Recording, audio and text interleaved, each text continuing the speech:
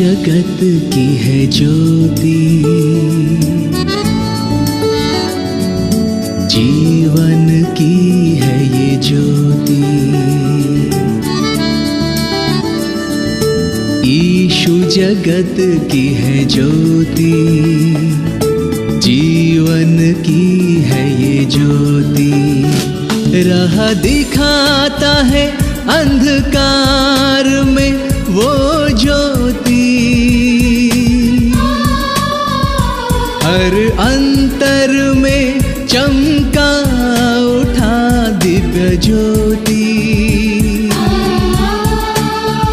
वो है दुनिया की सत्य ज्योति, दिव्य ज्योति, वो है सत्य ज्योति, सत्य ज्योति, सत्य ज्योति, सत्य ज्योति,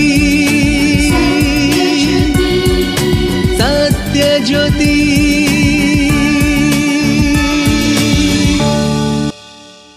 सत्य ज्योति प्रोग्राम के हमारे सारे श्रोता बंधुओं को प्रभु यीशु मसीह नासरी के नाम में प्यार भरा नमस्कार। मैं सत्य ज्योति परिवार की ओर से आपका स्वागत करता हूं और विश्वास करता हूं आज के इस वक्त में आपको परमेश्वर अपने वचन से बहुत आय से आशीष देगा। इससे पहले कि हम आगे जाएं, हम प्रार्थना करें। प्रभु यीशु मसीह नासरी, हम धन्यवाद के साथ में प्रार्थना करते हैं आज के वचन के द्वारा प्रभु आप महिमा पाएं और आपकी प्रशंसा हमारे जीवन से होती रहे। सारा आदर, सारी महिमा आपको मिले। विश्वास के साथ में यीशु मसीह नासरी के नाम में इस दुआ को मांगते हैं, आमीन। मत्ती रचित सुसमाचार उसका 26वां अध्याय।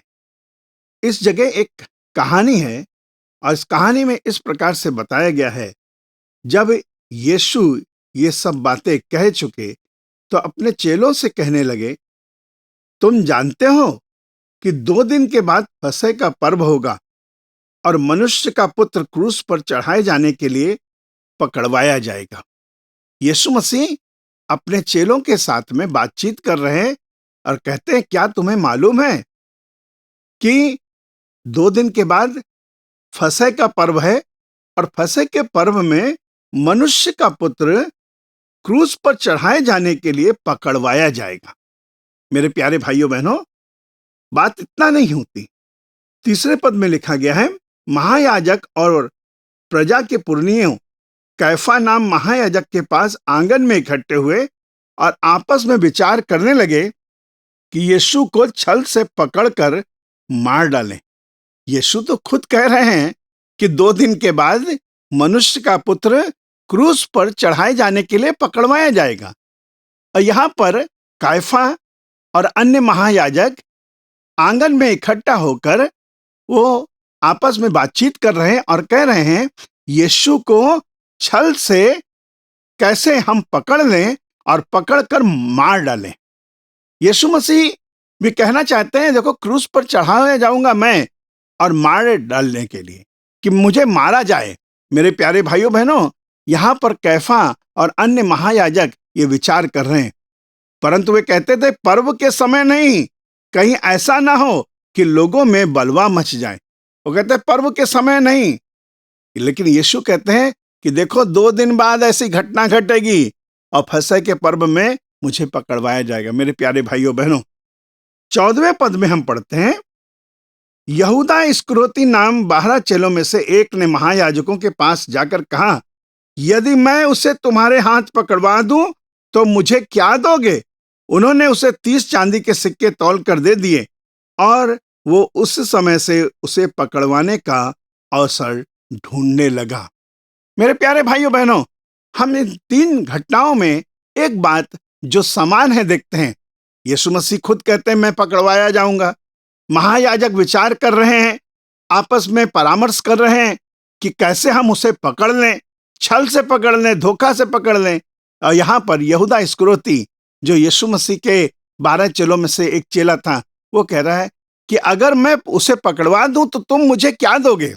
ये शुभ शुक्रवार का जो आराधना करा जा रहा है, यहां पर तो पकड़वाए जाने की बात करी जा रही है। मार डाले जाने की बात करी जा रही है। एक इंसान जिसने गुनाह नहीं किया है, उसके ऊपर गुनाह को लाद देने का बात करा जा रहा है। और ऐसा दिन क्या शुभ हो सकता है? शुभ शुक्रवार। मेरे प्यारे भाइयों बहनों, सूली कांधे पर अपनी उठाए हुए, गम को दिल में छुपाए हुए कलवरी पर चढ़ा जा रहा था यीशु, सारे दुनिया का बोझ अपने ऊपर उठाए हुए। उस क्रूस की कहानी को कोई क्या याद कर सकता है? मेरे पापी के लिए, मुझ जैसे पापी इंसान के लिए यीशु मसीह मारे डाले जाने के लिए तैयार था। यहूदा इस्करियोती कहते हैं कि हम उसे अगर पकड़वा दें तो तुम मुझे क्या दोगे? क्या मैं इनाम पाऊंगा? तो वहां पर जो लोग थे उन्होंने कहा कि हम तुमको 30 चांदी के सिक्के देंगे। और उसी समय से यहूदा इस्करियोती यीशु को पकड़वाने का अवसर ढूंढने लगा। मेरे प्यारे भाइयों बहनों, आगे कहानी ये कहती है, यीशु मसीह पकड़वाया गया। यीशु मसीह को लोगों ने क्रूस पर चढ़ाया। 23 पद में हम देखना चाहते हैं, इसी मत्ती रचित सुसमाचार 26वें अध्याय के 23वें पद में। उसने उत्तर दिया कि जिसने मेरे साथ थाली में हाथ डाला है वही मुझे पकड़वाएगा। मनुष्य का पुत्र तो जैसा उसके विषय में लिखा है जाता ही है, परंतु उस मनुष्य के लिए शोक है जिसके द्वारा मनुष्य का पुत्र पकड़वाया जाता है। यहां पर आगे लिखा गया है, तब उसके पकड़वाने वाले यहूदा ने कहा कि हे रब्बी, क्या वो मैं हूं? उसने उससे कहा, तू कह चुका है, अपने आप तू अपने मुंह से स्वीकार कर रहा है कि मैं तुझे पकड़वाऊंगा। मेरे प्यारे भाइयों बहनों, यीशु मसीह आपके लिए, हमारे लिए, दुनिया के हर एक इंसान के लिए पकड़वाए जाने के लिए, मार डाले जाने के लिए तैयार था। यीशु मसीह मेरे और आपके गुनाहों के लिए मारा गया। कलवरी पर, गोलगत्ता नाम के पहाड़ी पर यीशु मसीह और उसके साथ में 2 चेले, और जिनको हम 2 चोर भी कहते हैं, क्योंकि ऐसे लोग जो सजा के काबिल थे, जिनको सजा दी जानी चाहिए, यीशु मसीह की गिनती उन चोरों के साथ करी गई। और उन चोरों में से दोनों का अलग अलग बयान था। एक चोर तो कह रहा है कि तुम अपने आप को बचाओ और मुझे भी बचाओ। दूसरा चोर कह रहा है कि हम तो अपने गुनाह की सही सही सजा पा रहे हैं, इसने तो कोई गुनाह नहीं किया, कोई पाप नहीं किया, लेकिन हमारे साथ इसकी गिनती हुई है। ये भी चोर कहलाया जा रहा है, ये भी पापी कहलाया जा रहा है। तब उसने पश्चाताप करा और उस चोर ने कहा, हे प्रभु, जब तू अपने राज्य में आए तो मेरी सुधि लेना। यीशु मसीह उस चोर से कहते हैं, आज ही तू मेरे साथ स्वर्गलोक में होगा, आज ही तू मेरे साथ पारादीस में होगा। क्योंकि यीशु मसीह जो कहते हैं वो कर पाते हैं। और अगर यीशु मसीह मारा ना जाया, अगर यीशु मसीह गाड़ा ना गया होता, अगर यीशु मसीह को पकड़वाया ना गया होता, तो आज हम ऐसे ही फंसे रहते हैं। लेकिन यीशु के मरने में हमारे लिए उद्धार था, क्योंकि वचन बताता है कि हमारे लिए एक का मरना बहुत जरूरी है कि बच जाए। हम में से कोई भी एक इंसान कभी भी ऐसा नहीं कर सकता कि किसी के लिए कोई मरने का साहस करे। मैं आपके मध्य में एक पद पढ़ाना चाहता हूं जो आपको मिलेगा रोमियो की पत्री और उसका 5वां अध्याय। बहुत ध्यान से सुनिएगा मेरे प्यारे भाइयों बहनों, ये पौलुस के द्वारा लिखा गया पत्र है और जिसमें उन्होंने बहुत अच्छे से इस बात को बताया। लिखा गया इसमें 5वें पद में, 5वां अध्याय और उसके 5वें पद से, और आशा से लज्जा नहीं होती, क्योंकि पवित्र आत्मा जो हमें दिया गया है उसके द्वारा परमेश्वर का प्रेम हमारे मन में डाला गया है।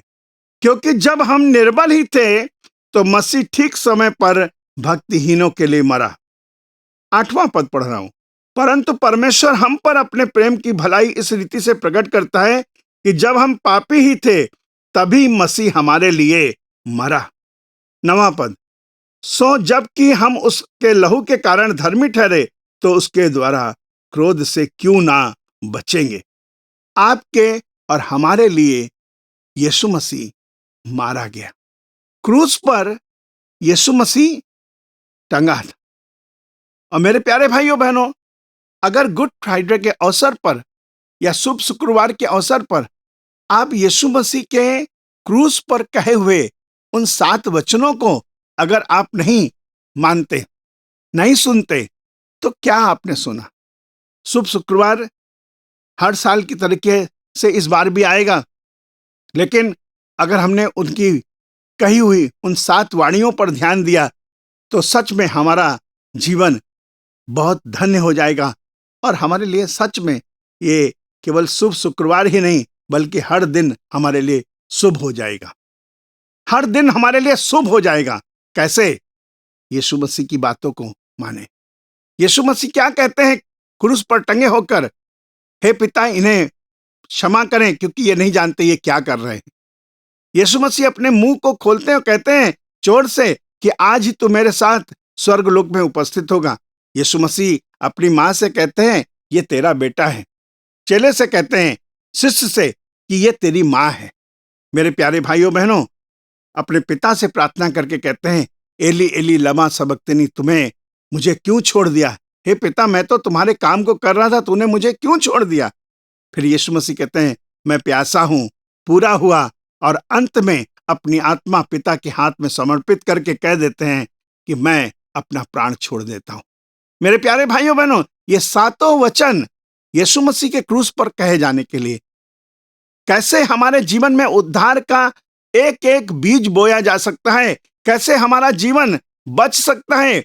यीशु मसीह कहने लगे, मनुष्य का पुत्र पकड़वाया जाएगा और तीसरे दिन लोग उसको क्रूस पर चढ़ा देंगे।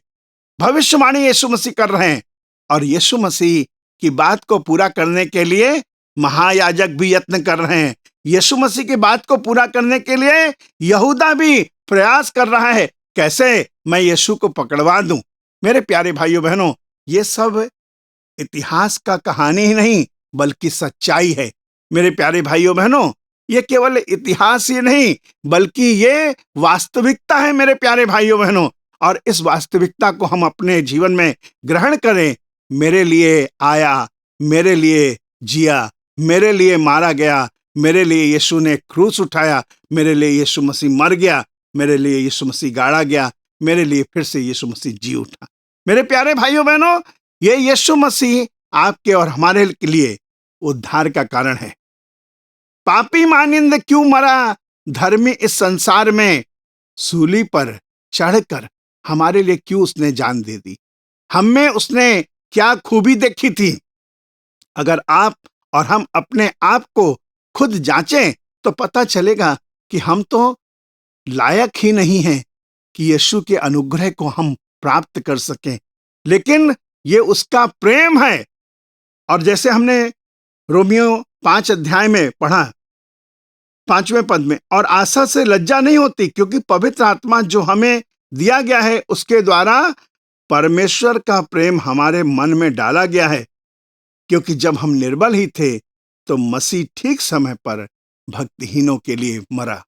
और हमारे लिए, आपके लिए ये शुभ शुक्रवार सच में शुभ शुक्रवार हो और आपके जीवन में आशीषें बहुतायत से आए और हम कहें, मेरे लिए ठीक समय पर मेरे लिए यीशु मसीह मरा और इससे मैं बच गया।